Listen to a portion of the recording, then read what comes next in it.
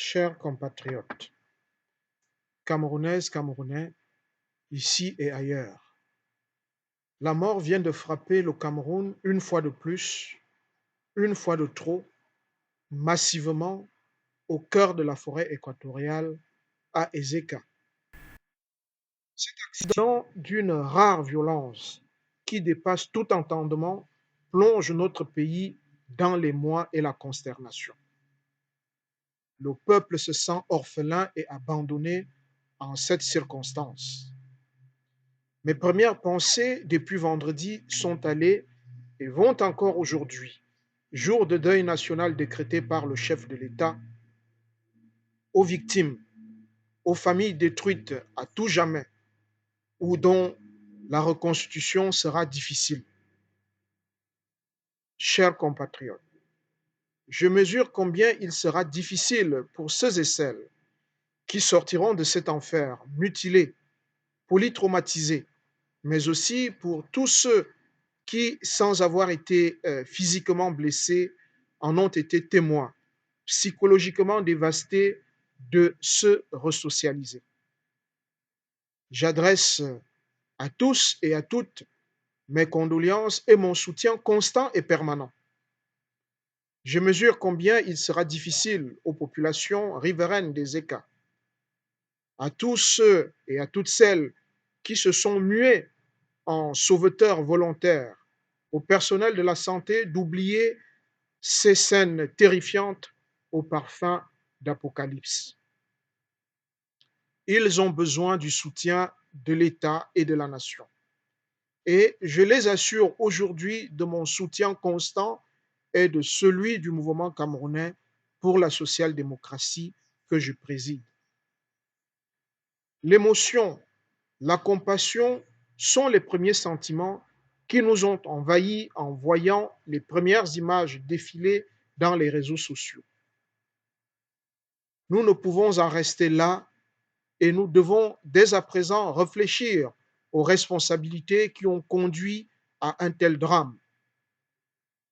Nous devons nous atteler à trouver des solutions pour éviter qu'un tel drame se produise, même si certains, avec légèreté, parlent déjà de la loi de la décennie comme on parlerait de la loi du cycle.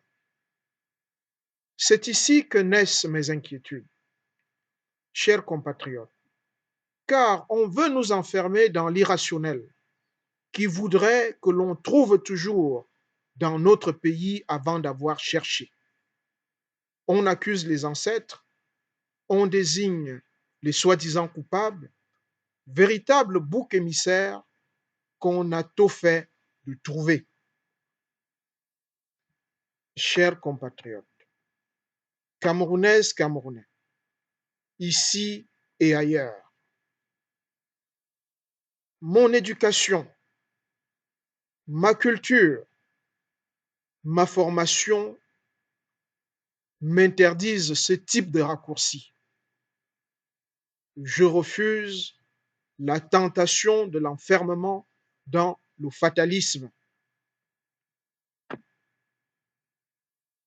Car il n'est point vrai que l'œuvre de l'homme est finie, que nous n'avons rien à faire au monde, que nous parasitons le monde, qu'il suffit que nous nous mettions au pas du monde. Mais l'œuvre de l'homme vient seulement de commencer. Et il reste à l'homme de conquérir toute interdiction immobilisée au coin de sa ferveur. Et aucune race, aucun peuple ne possède le monopole de la beauté, de l'intelligence, de la force, nous enseignait le siècle dernier Aimé Césaire. Comme cela est vrai aujourd'hui, au moment où charlatans, Nganga, anthropologues sorciers écument l'espace public avec le soutien du gouvernement en place pour ériger le mensonge en dogme et l'erreur en vérité scientifique. Chers compatriotes, Camerounaises, Camerounais, nous devons en premier poser comme postulat que ce qui s'est produit vendredi 21 octobre 2016 à Ezeka, à Magnan, sur le pont du Vouri ou à Saint-Michel ou à Bafoussam sont des actes prévisibles. Sortons donc de la pente infiniment dangereuse de l'excuse. Personne ne peut soustraire la responsabilité du gouvernement de ce drame. L'État, depuis des années, est en pilotage automatique et considère la politique comme l'art de mentir. On ment à coups de promesses, on ment à coups de signatures de contrats, on ment à coups de prêts, mais aucune réalisation pour étayer tout ceci. Il est plus qu'urgent de dégager les responsabilités dans ces accidents évitables qui font couler le sang des Camerounais, qui endeuillent nos familles. Cessons donc de manipuler les Camerounais dans leur souffrance. Le fatalisme et le cycle dont on nous parle trouvent leur origine dans le renoncement de l'État à travailler pour tous et pour chacun.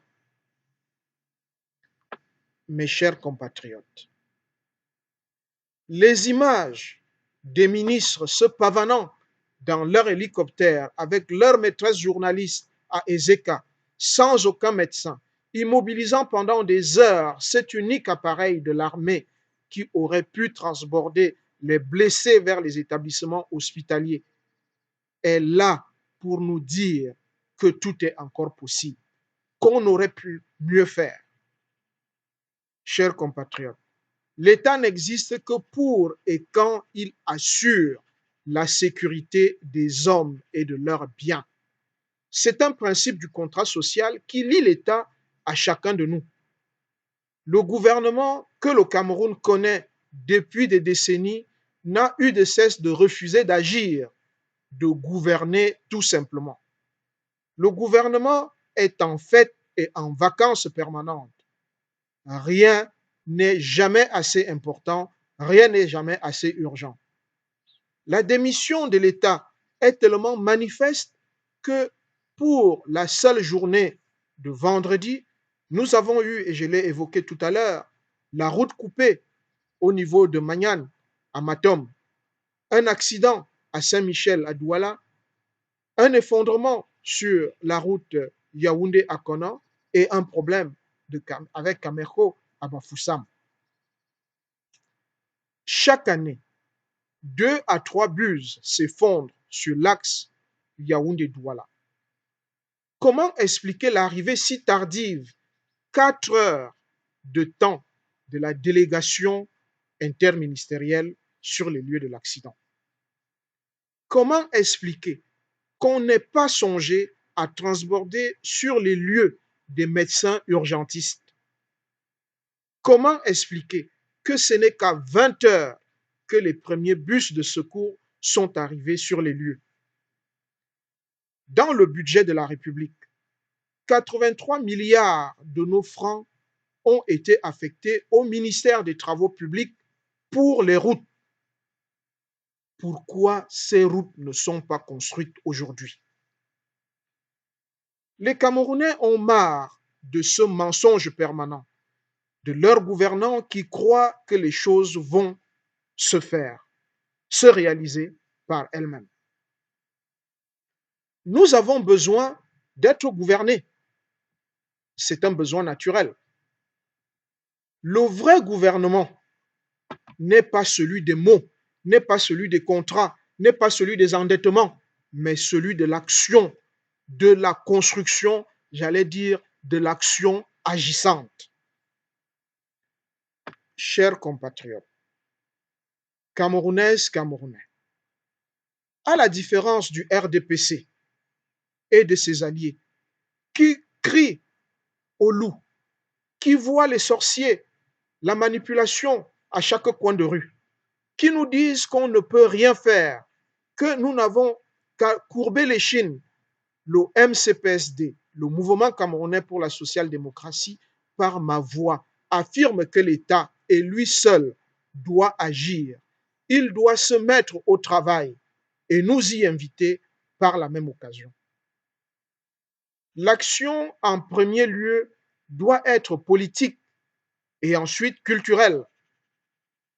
Nous demandons la création d'une société nationale de lutte contre la délinquance routière et les incivismes. Car il est légitime de dénoncer l'incivisme sur nos routes, et cet incivisme n'est pas seulement du côté des usagers.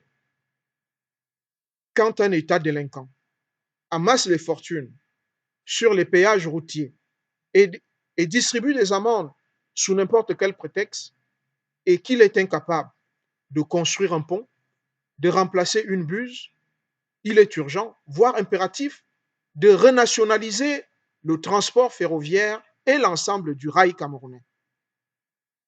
On ne privatise pas la sécurité de ses citoyens. Ces propositions sont contenues dans notre programme politique de 2011, programme que nous avons soumis au peuple camerounais et dont copie a été remise au chef de l'État. Aujourd'hui, du côté du peuple, nous ne pouvons que demander des comptes. Nous avons besoin d'une nation vigilante, rassemblée, réactive, déterminée et surtout qui protège ses concitoyens.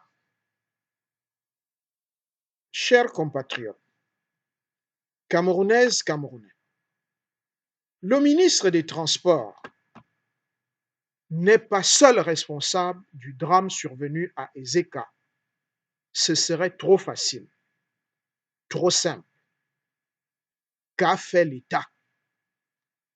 Quel est son cahier de charges vis-à-vis de Vincent Bolloré, propriétaire du chemin de fer, où aucun rail n'a été posé depuis l'époque allemande? Qu'attend l'État pour rétablir l'ordre?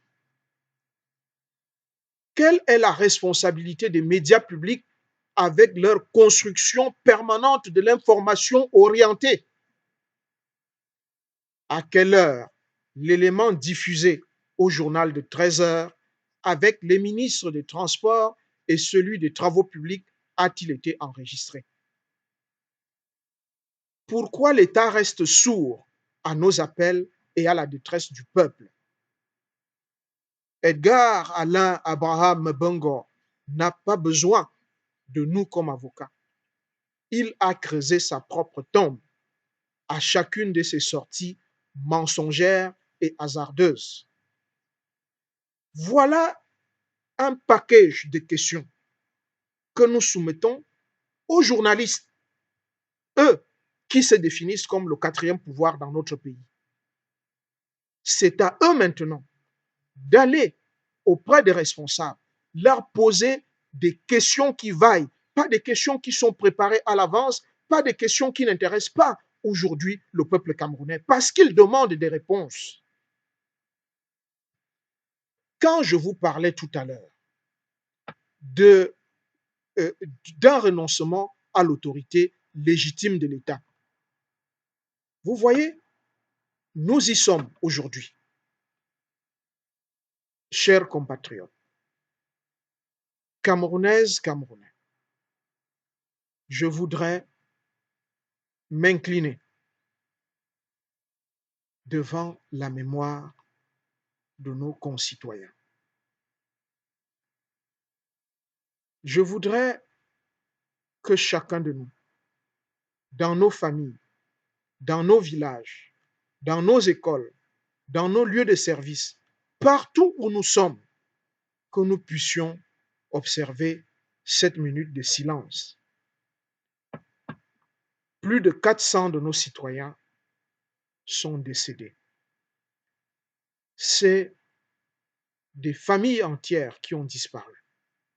Père, mère, enfants, vous avez vu défiler des images de nourrissons. Prenons une minute et disons-nous plus jamais ça. Je vous remercie.